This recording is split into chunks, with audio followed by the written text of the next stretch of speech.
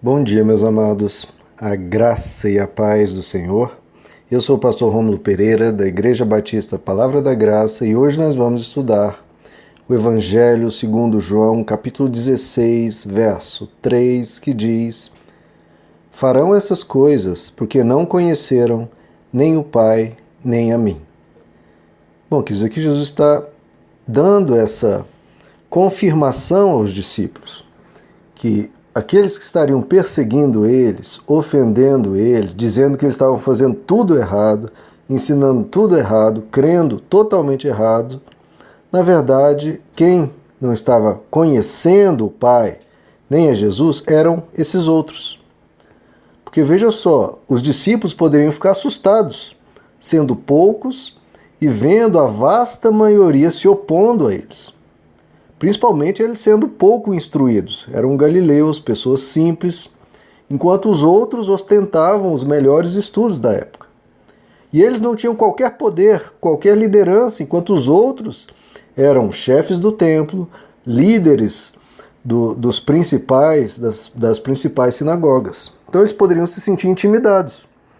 Eles poderiam pensar: quem somos nós para anunciar, para ensinar os doutos, os entendidos, aqueles que, entre aspas, conhecem tanto sobre Deus? E olha o escândalo, Jesus está dizendo, esses que dizem que conhecem tanto sobre Deus, eles não conheceram nem o Pai, nem a mim. Isso é uma baita afirmação. A gente lê rapidamente, é um verso tão curto, a gente lê, pronto, passa batido. Nem pensa o significado, a imensidão dessa frase. Porque veja só, queridos, os fariseus, os saduceus, os mestres da lei, eles sabiam o Antigo Testamento de cor. Cada versículo, cada palavra, e na língua original, eles sabiam tudo, todos os versos de cor. Eles poderiam recitar livros inteiros da Bíblia. Mas eles conheciam o texto, mas não conheciam Deus.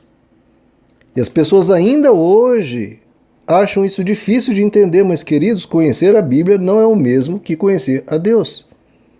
E não é o pastor Rômulo que está dizendo isso.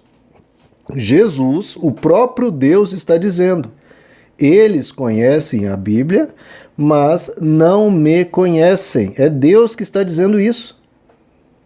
Ah, Jesus, mas eles conhecem a Bíblia e sabem ela de cor. O que Jesus está dizendo aqui? E daí? E daí? Eles têm a letra, têm os versos, mas não têm o coração da mensagem, não têm o sentido da mensagem, não estão vivendo a mensagem. Então eles só estão sabendo aquilo para o próprio juízo deles. O que adianta a pessoa saber a Bíblia e estar massacrando as pessoas?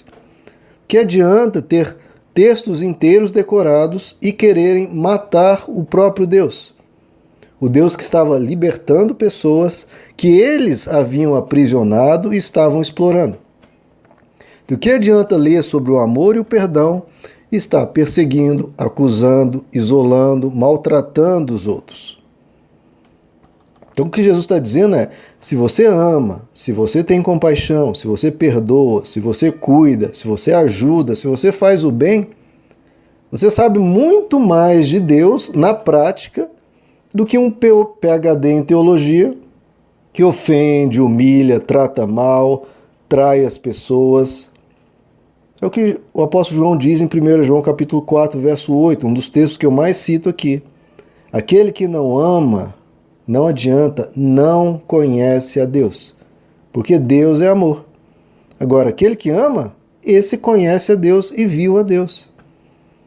Então, veja só, quem vive como Jesus e conhece sobre Jesus, esse é a pessoa que conhece Deus. É quem vive a proposta do Evangelho. Não adianta a pessoa falar: não, eu conheço a história de Isaías, eu conheço os Salmos, eu li sobre Davi.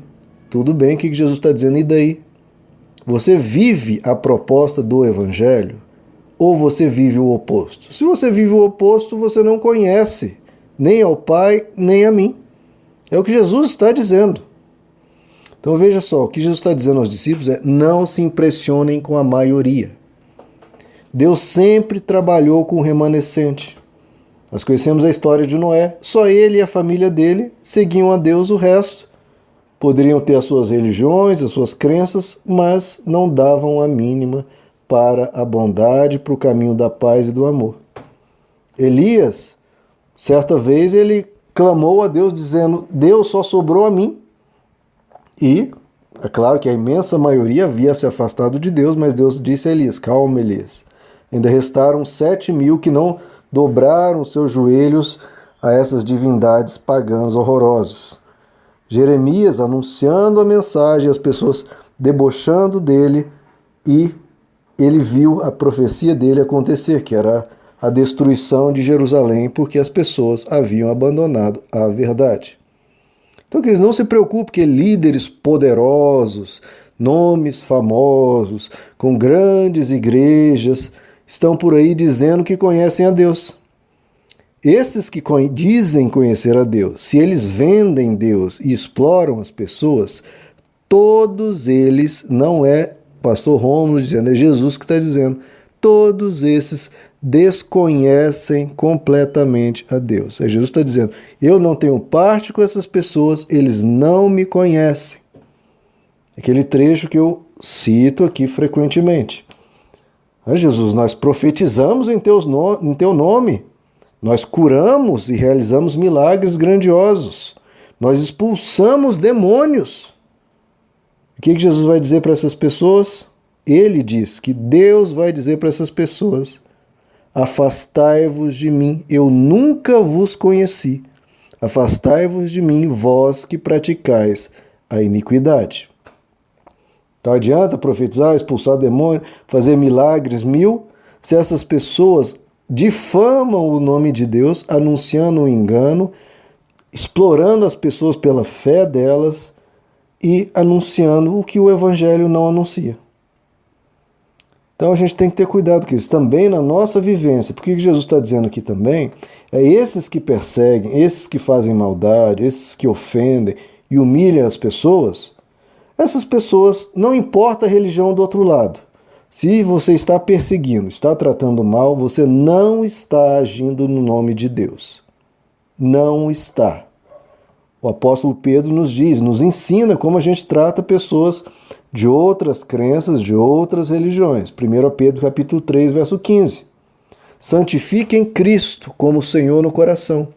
Estejam preparados para responder a qualquer que lhes pedir a razão da esperança que há em vocês. Contudo, olha só, contudo, façam isso com mansidão e respeito. Então vem uma pessoa de outra religião e perguntou-lhe no que você crê, qual é a razão da sua esperança. Você vai responder, vai dizer que crê em Jesus, crê que ele morreu na cruz para perdoar os nossos pecados, crê que Deus é amor, que nós teremos vida eterna pela misericórdia dele. Agora, o importante, o apóstolo Pedro diz, contudo, faça isso, dê a resposta, com mansidão e respeito, conservando a boa consciência, ou seja, em vez de você depois se culpar, poxa, eu não deveria ter tratado a pessoa daquela maneira, não deveria ter desprezado ela, não deveria ter ofendido a crença dela. Então, conservando a boa consciência, de forma que, olha o que ele diz, que os que falam maldosamente contra o bom procedimento de vocês, porque estão em Cristo, fiquem envergonhados de suas calúnias. Ou seja, as pessoas, às vezes, de outras religiões falam mal, né? Pô, esses cristãos são assim, são assado, mas o apóstolo Pedro está dizendo, eles precisam ficar envergonhados ao ver o bom procedimento de vocês. Nós vimos um caso há pouco tempo atrás que crentes, entre aspas, evangélicos, entre aspas, colocaram fogo em um terreiro, destruíram lá uma casa de candomblé. Isso resultou no quê, queridos? Aconteceu isso aqui que o apóstolo Pedro disse? Anunciar o evangelho com mansidão e respeito? As pessoas lá do candomblé se envergonharam ao falar mal dos evangélicos por causa do bom procedimento dos evangélicos? Não. Ou seja, esse procedimento de perseguição só fortaleceu aquela religião, que viu que Realmente, nós dizíamos que eles faziam coisas más e está confirmado aí. Está confirmado, eles são maus e nós que estamos no caminho da luz. Foi só isso que esse procedimento realizou, fortaleceu um ensino que não é conforme o Evangelho. Quer trabalhar conforme o Evangelho? Você não pode usar as armas das trevas, tem que usar só as armas da luz. E as armas da luz são de fazer o bem, de ajudar, de fazer resplandecer as boas obras, como Jesus diz em Mateus 5, para que eles deem glória ao vosso Pai que está nos céus. É através de fazer o bem, não perseguir. Quem persegue, Jesus está dizendo, não conhece nem o Pai nem a mim. Queridos, então seja o nosso procedimento que faça pessoas verem a luz de Deus em nós. Meus amados, que Deus lhes abençoe. A graça e a paz do Senhor.